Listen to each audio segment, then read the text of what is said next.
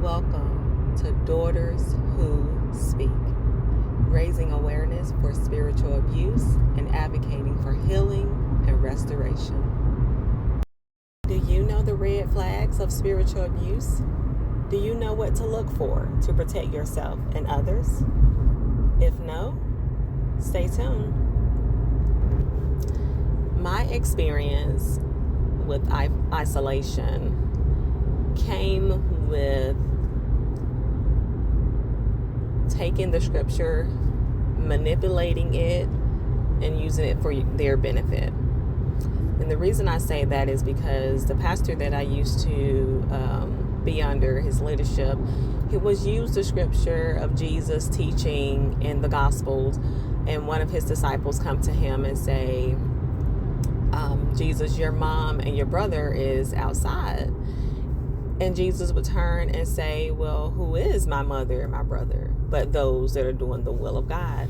And he would teach this scripture in such a way that made me feel or understand as the church and the people at my church was primary above everyone.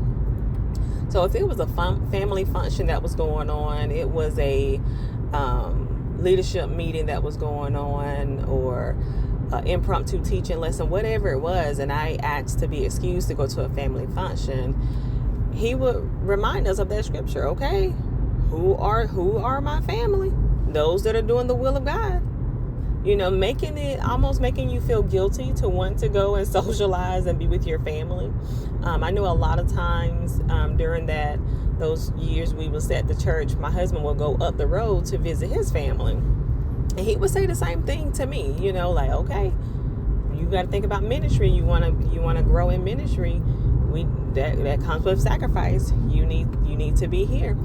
And I felt like I was making the better choice of staying to be a part of the church and be a part of the ministry versus going up the road with my husband to visit his family.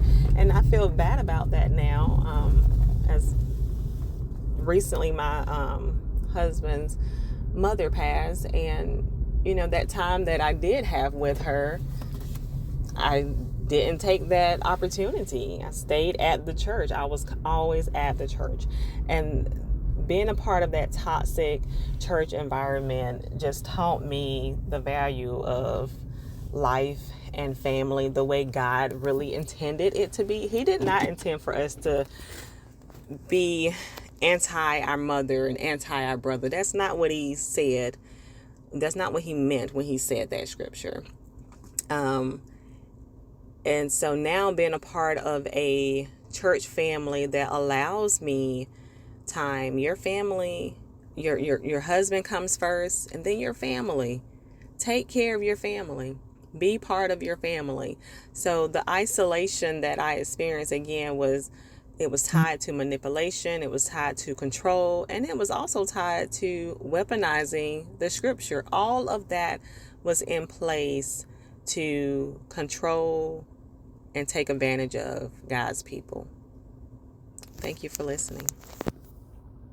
Thank you for listening to Daughters Who Speak. If today's topic resonated with you, subscribe, share, and remember, your voice deserves to be heard, your story deserves to be told, and your voice matters.